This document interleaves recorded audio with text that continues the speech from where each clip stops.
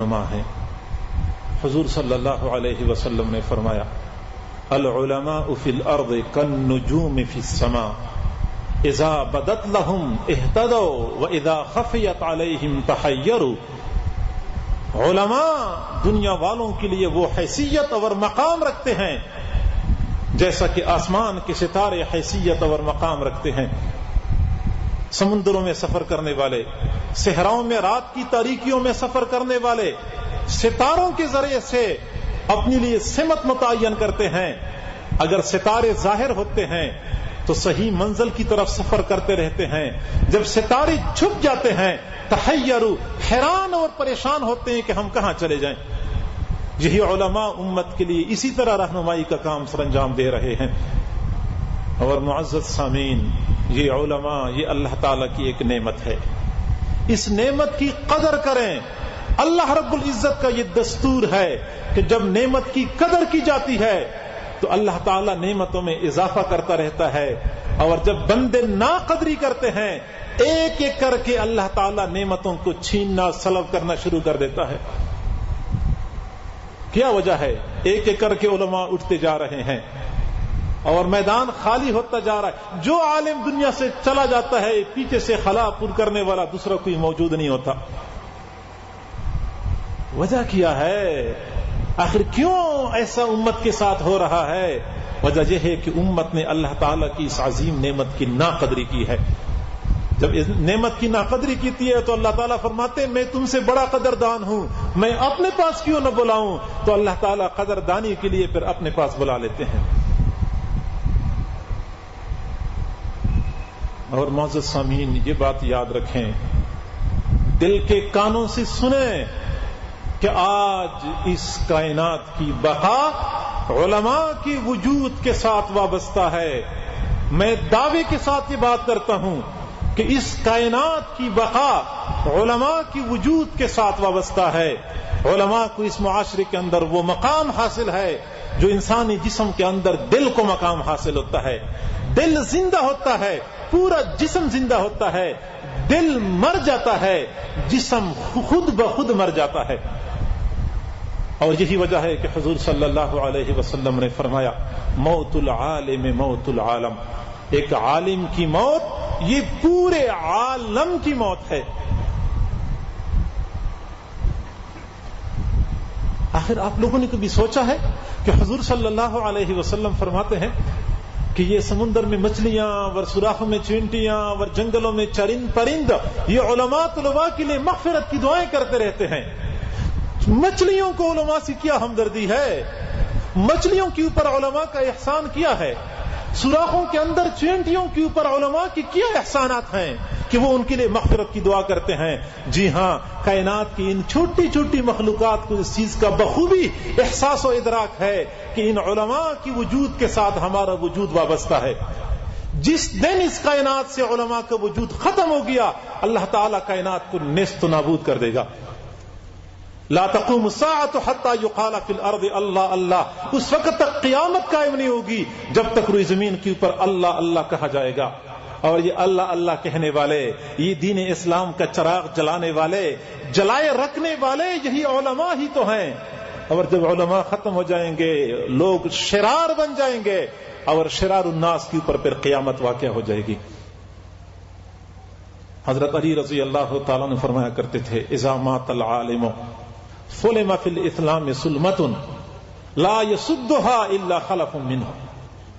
جب کوئی عالم فوت ہوتا ہے اسلام میں ایک دراڑ پڑ جاتی ہے، اور وہ دراڑ اس وقت تک پر نہیں ہو سکتی جب تک کہ اسی طرح کوئی عالم دوبارہ پیدا نہ ہو جائے. اور حضرت عبداللہ بن عباس رضی اللہ تعالیٰ عنہ فرمایا کرتے تھے خراب الارض بموت العلماء والفقہاء. زمین کے اندر فساد برپا ہو جاتا ہے جب علماء اور فقہاء فوت ہو جاتے ہیں. علامہ ابن سیرین رحمہ اللہ کے پاس ایک آدمی حاضر ہوا، عرض کیا حضرت میں نے خواب دیکھا آسمان سے ایک پرندہ آتا ہے اور یاسمین کی پھول لگی ہوئے ہیں. پرندہ آتا ہے اور یاسمین کی پھولوں کو ایک ایک کر کے چننا اور چگنا شروع کر دیتا ہے. انہوں نے فرمایا انا للہ و انا الیہ راجعون، لگتا یہ ہے کہ اس سال علماء زیادہ فوت ہوں گے، اور واقعی پھر اسی سال علماء کثرت سے فوت ہوئے۔ اب دیکھیں خواب میں یاسمین کا پھول دیکھنا، یہ اس کی تعبیر علماء سے کی جاتی ہے۔ یہ علماء کو اللہ تعالیٰ نے مقام اور مرتبہ عطا فرمایا ہے۔ میرے حضرت میری پیر مرشد حضرت مولانا حافظ الفقار احمد صاحب نقشبندی مجددی دامت برکاتہم العالیہ فرماتے ہیں کہ جس دن علماء کی کشتی ڈوبے گی اس دن دنیا کا جہاز نہیں بچ سکے گا۔ جس دن علماء کی کشتی ڈوبے گی اس دن دنیا کا جہاز نہیں بچ سکے گا۔ آج دنیا والے علماء کو مٹانے پہ تلے ہوئے ہیں، مدارس کو ختم کرنے پہ تلے ہوئے ہیں، طلباء کو ختم کرنے پہ تلے ہوئے ہیں۔ یاد رکھو دنیا والو، جس دن یہ خاک نشین نہیں ہوں گے اس دن تم بھی اپنا وجود برقرار نہیں رکھ سکو گے۔ کائنات قائم ہی ان علماء کی خاطر ہے، ان طلباء کی خاطر ہے۔ میں مبالغہ آرائی والی باتیں نہیں کرتا، میں الحمدللہ یقین کے ساتھ یہ بات کر سکتا ہوں۔ علماء کو چاہیے، طلباء کو چاہیے کہ اپنا مقام اور مرتبہ پہچانیں۔ عوام الناس کو چاہیے کہ علماء کا مقام اور مرتبہ پہچانیں، ان علماء کی قدر کریں، اس عظیم نعمت کی قدر کریں۔ علماء طلباء اپنی اس نعمت کی ناقدری نہ کریں، اپنا مرتبہ پہچاننا چاہیے۔ پروردگار ذوالجلال نے عالم ارواح میں ہم سے جو عہد لیا تھا وہ عہد یہ لیا تھا کہ الست بربکم، کہ میں تمہارا رب نہیں ہوں۔ مقصد یہ ہے کہ جب تم دنیا میں جاؤ گے تم مجھے اپنا رب تسلیم کرو گے۔ ہم سب نے کہا ہاں جی ہاں تو ہمارا رب ہے، ہم تجھے اپنا رب تسلیم کریں گے۔ یہ تو ایک میثاق اور ایک معاہدہ ہوا تھا عالم ارواح میں عام لوگوں کے ساتھ۔ اللہ تعالیٰ نے ایک عہد انبیاء کرام سے لیا تھا کہ تم دنیا میں جاتے ہو، اگر تمہارے پاس میرے محبوب صلی اللہ علیہ وسلم آ جائیں، تم سارے کے سارے میرے محبوب پر ایمان لاؤ گے، ان کی مدد کرو گے۔ سارے انبیاء کرام نے اس بات کا عہد دیا کہ ہاں ہم آپ کی اس وعدے کو پورا کریں گے۔ اور تیسرا وعدہ اللہ تعالیٰ نے علماء سے لیا تھا، یہ علماء سے الگ اللہ نے وعدہ لیا تھا۔ شہد اللہ انہ لا الہ الا ھو والملائکۃ وَأُولُو الْعِلْمِ قَائِمًا بِالْقِسْطِ لَا إِلَٰهَ إِلَّا هُوَ الْعَزِيزُ الْحَكِيمُ۔ یہ عالم والا عالم ارواح کی گواہی ہے۔ اللہ نے اس بات کی گواہی دی کہ اللہ کے سوا کوئی معبود نہیں۔ فرشتوں نے بھی اس بات کی گواہی دی کہ اللہ کے سوا کوئی معبود نہیں، اور اہل علم نے بھی اس بات کی گواہی دی کہ اللہ کے سوا کوئی معبود نہیں۔ تو اہل علم سے باقاعدہ اس بات پہ گواہی لی گئی ہے کہ تم لوگوں نے اللہ کے سوا کسی کو اپنا معبود نہیں ماننا، کسی کو اپنی امیدوں کا مرکز اور محور نہیں ماننا، کسی اور کی طرف للچائی ہوئی نظروں سے نہیں دیکھنا۔ اس علمی وقار کی تم لوگوں نے حفاظت کرنی ہے، اس نعمت کی تم لوگوں نے قدر کرنی ہے، اس لباس کو تم لوگوں نے داغدار نہیں ہونے دینا۔ آج اس بات کی ضرورت ہے کہ علماء طلباء اپنا مقام اور مرتبہ پہچانیں۔ ان کو اللہ نے ایک مقام عطا فرمایا ہے، اپنے اعمال کے ذریعے سے، اپنے طریقہ کار کے ذریعے سے اپنے اس عظیم سعادت کو داغدار نہ کریں، اس کے اوپر دھبا نہ بنیں۔ اور حقیقت یہ ہے کہ سعادت مند ہوتے ہیں وہ طلباء جو اپنے آپ کو دین کی راستے پہ لگاتے ہیں، یا سعادت مند ہوتے ہیں وہ والدین جو اپنی اولاد کو دین کے راستے پہ لگاتے ہیں۔ یاد رکھیں پروردگار ذوالجلال نے اپنی کامل حکمت کے تحت ہر زمانے میں کچھ لوگوں کو، کچھ چنی ہوئی شخصیات کو، ارواح کو اللہ تعالیٰ نے پوری دنیا کی گندگیوں سے، علائشوں سے نکال کے صرف اور صرف دین کی تعلیم و تعلم کے لیے منتخب کیا ہے، اور یہ انتخاب ہر زمانے میں رہا ہے۔ خود حضور صلی اللہ علیہ وسلم کے زمانے میں اصحاب صفہ، یہ صحابہ کرام کی ایک جماعت تھی جن کے کوئی کاروبار نہیں تھے، باغ نہیں تھے، کھیتی باڑی نہیں تھی، وہ صرف اور صرف مسجد نبوی میں حضور صلی اللہ علیہ وسلم سے حدیث کا اور قرآن کا سبق حاصل کیا کرتے تھے. اور پھر یہ سلسلہ بعد میں تابعین میں و تبع تابعین میں چلتا رہا. ہر زمانے میں ایسی شخصیات کی، ایسے طلباء اور علماء کی حیثیت اور مقام اور مرتبہ دوسرے لوگوں سے بلند رہا ہے. لیکن آج کل کی مادیت کے دور میں جب ہر بندہ مال پیسے کے زاویے سے سوچتا ہے، مادے کے زاویے سے اپنے لیے راہ عمل متعین کرتا ہے، مادیت کی اس دور میں وہ طلباء، وہ علماء جو دنیا کے علائشوں سے نکل کے خالصتاً دین کے لیے اپنے آپ کو وقف کرتے ہیں، واقعی وہ علماء طلباء مبارکباد کے مستحق ہیں.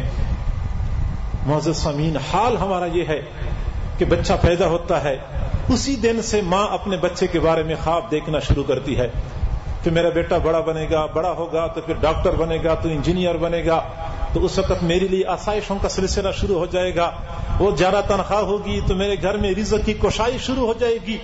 جس دن سے بچہ پیدا ہوتا ہے اسی دن سے ماں خواب دیکھنا شروع کر دیتی ہے. اور پھر جب بچہ کچھ بڑا ہو جاتا ہے، باپ کاروباری ہوتا ہے، تو اسی وقت سے ہی اپنے بیٹے کو کاروبار کے داؤ پیچ سکھانا شروع کر دیتا ہے. اگر کوئی ڈاکٹر ہے تو اپنے بیٹے کو اسی وقت سے ہی ڈاکٹری کی لائن پہ لگانے کی کوشش کرتا ہے. کوئی انجینئر ہے تو اپنے بیٹے کو انجینئرنگ کی لائن پہ لگانے کی کوشش کرتا ہے. پیسہ نظر آتا ہے اور کھلی آنکھوں سے نظر آتا ہے، لیکن ان تمام تر لالچوں کے باوجود، ان مادی کشش کے باوجود، کچھ ایسے قدسی نفوس ہوتے ہیں کہ وہ دنیا کی افادیت، دنیا کے منافع، دنیا کی مال و دولت کی طرف التفات کیے بغیر اپنے بیٹوں کو دین کے لائن پہ لگاتے ہیں. معزز سامعین، اس باپ کا دماغ خراب نہیں ہوتا، وہ پاگل نہیں ہو چکا ہوتا، وہ سب کچھ کھلی آنکھوں سے دیکھ رہا ہے. اس کو اچھی طرح اندازہ ہوتا ہے کہ میں بیٹے کو جس راستے پہ لگا رہا ہوں یہ مجاہدے والا راستہ ہے، یہ مشقتوں والا راستہ ہے، یہ تنگیوں والا راستہ ہے، یہ طعنوں والا راستہ ہے. لیکن اس کے باوجود بھی بیٹے کو ادھر بھیج رہا ہوتا ہے. اچھی طرح جانتے ہیں ادھر جائے گا میرا بیٹا انجینئر بنے گا، اس کی تنخواہ 60,000 ہوگی، اس کی تنخواہ 1 لاکھ بھی ہو سکتی ہے، اس کی تنخواہ کئی لاکھ بھی ہو سکتی ہے. میرا بیٹا ڈاکٹر بنے گا، یہ 500 روپے فیس لے گا 5 منٹ کے، یہ مہینے میں لاکھوں کمائے گا. یہ راستہ بھی اس کو نظر آ رہا ہوتا ہے، سمجھدار ہوتا ہے. لیکن وہ باپ اپنے بیٹے کو اس راستے پہ نہیں لگاتا، وہ بیٹے کو اس راستے پہ لگاتا ہے جس مدرسے میں گرمی سردی سے بچنے کا کوئی معقول انتظام نہیں ہوتا، جہاں کھانے کا بھی کوئی ایسا اعلی معیار کا انتظام نہیں ہوتا، جہاں بیٹھنے کے لیے نرم صوفے اور گدے نہیں ہوتے، چٹائیوں کے اوپر بیٹھنا ہوتا ہے، چٹائیوں کے اوپر سونا ہوتا ہے، ٹخنوں کے اوپر، گھٹنوں کے اوپر نشانات پڑ جاتے ہیں.